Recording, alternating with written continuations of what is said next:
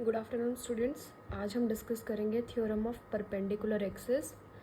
ये थ्योरम देखिए हमें क्या बताती है कि अगर मेरे पास कोई ऐसी बॉडी है या लैमिना है, ये है, या आप सपोज कर ले जैसे ये ऐसे रखा हुआ है स्ट्रेट, तो एक्स एक्सिस भी इसके अलोंग है, वाई एक्सिस भी इसके अलोंग है। जो जेड एक्सिस है वो कैसी है, इसके परपेंडिकुलर है। अगर आप कोई प्लेट लें फ़िलहाल, तो आप अपने प्लेट्स को कैसे रखेंगे, जैसे हम हॉरिजॉन्टली रखते हैं एक्स एक्सिस में, वैसे रखें। और आप जेड एक्सिस को फ़िलहाल मान लें कि उससे 90 डिग्री पास कर रही है, ऐसे स्ट्रेट जा रही है उसमें से। ये आपकी एक प्लेट है और इसके परपेंडिकुलर कौन है, जेड एक्सिस, ऐसे मान लेंगे। तो हमें थ्योरम क्या बताती है कि अगर मैं moment of inertia about Z axis निकालूँ तो वो क्या आएगी, moment of inertia about X axis plus moment of inertia about Y axis. तो इसको कैलकुलेट करने के लिए हमने क्या किया है, इसी लैमिना में ये जेड एक्सिस है, this is X axis, Y axis. यहाँ मैंने कोई एक पार्टिकल लिया है जिसका मास कितना है m1 और उसका यहाँ से डिस्टेंस कितना है y के अकॉर्डिंग है, तो यहाँ कितना डिस्टेंस है y1। ये डिस्टेंस है इसके x के सामने, तो ये कितना आएगा x1। और ओरिजिन से उसका डिस्टेंस डायरेक्टली अगर मैं काउंट करूँ कितना है r1। ये मेरे पास है। तो देखिए अब इसमें आगे क्या बताया इसमें, let us imagine that the plane body to be divided into a large number of elementary particles of mass m1 m2 etc. इसने कहा हम एक एक करके काउंट करेंगे। जैसे फिलहाल मैंने यहाँ पे एक लिया है पार्टिकल, ऐसे बहुत सारे पार्टिकल्स होंगे इसमें इन्फानाइट।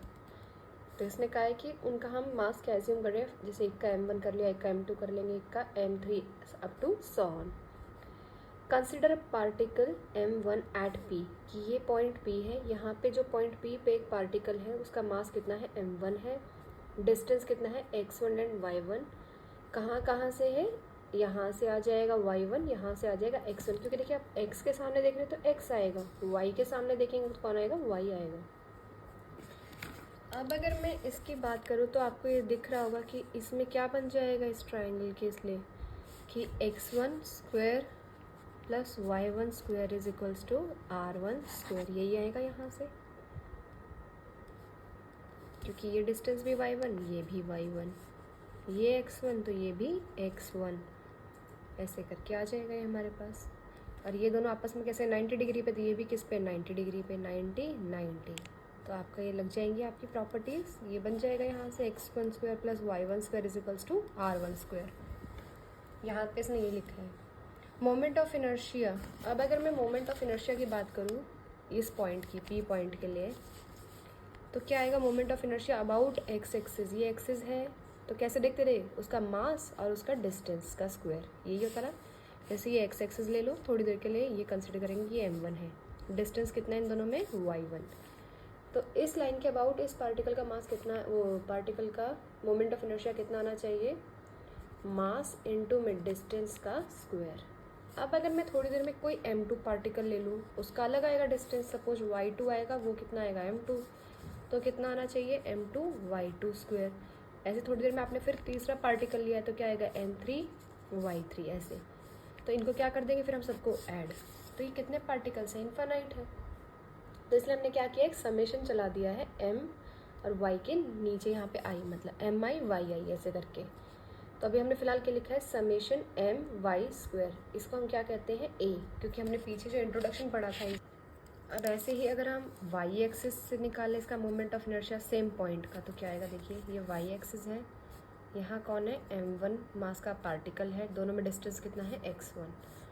तो ये y एक्सिस के लिए इसका मोमेंट ऑफ इनर्शिया क्या आ जाएगा, मास इनटू में डिस्टेंस का स्क्वायर। अगर आप थोड़ी देर में और कोई पार्टिकल लेंगे तो उसका जैसे सपोज कर लें कितना हो गया डिस्टेंस x2, मास कितना हो गया m2, तो कितना आ जाएगा moment of inertia m2 into x2 square up to सोन। तो इन सबको अगर हम ऐड कर देंगे तो पूरे सबका आ जाएगा लैमिना में जितने भी है बॉडी में।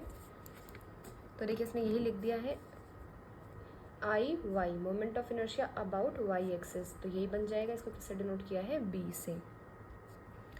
इसने कहा है similarly if r1 r2 are the respective distance from o, कि जो हमने अब ये कंसिडर किए थे, जैसे m1 का डिस्टेंस ओरिजिन से मतलब o से कितना था m1, m2 मतलब o से कितना था इसका r1, ओ से m1 मास वाले पार्टिकल का डिस्टेंस कितना है r1। ऐसे ही m2 जिसका मास है उसका डिस्टेंस कितना होगा r2 लेंगे हम, m3 वाले का r3 लेंगे, यही आएगा।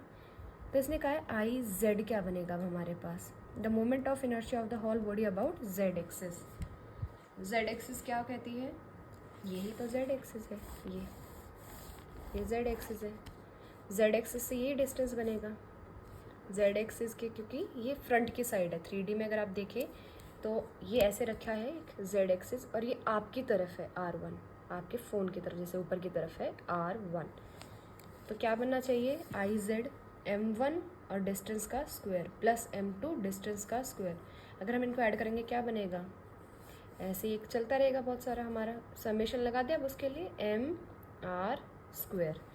इसको किसी डिनोट कर दिया है उसने f से, so that I X plus I Y. अगर मैं अब इनको ऐड करूँ I X plus I Y, तो आई एक्स क्या थे m1 y1 square, m2 y2 square, अब टू सॉन ये चल रहे थे, प्लस ऐसे ही आई वाई क्या थे m1 x1 square plus m2 x2 square, up to so on. तो m1 वालों को हम एक साथ कर लेते हैं कंसिडर। तो m1 ब्रैकेट में क्या आएगा x1 square plus y1 square, m2 x2 square plus y2 square plus up to so on. तो आपने अगर पीछे ध्यान दिया तो यही तो हमने क्या कहा था, देखिए यहाँ पे है ऊपर r1 था, यही r1 स्क्वायर, सॉरी यही क्या था r1 स्क्वायर। तो ये क्या आ जाएगा m1 r1 स्क्वायर, m2 के साथ कौन आ गया r2 square plus up to so on, और यही हमें अभी क्या मिला था आई ऑफ जेड। तो I Z is equals to क्या हो गया I X plus I Y, ये आ जाएगा हमारे पास। यही क्या है हमारी परपेंडिकुलर एक्सिस थ्योरम है।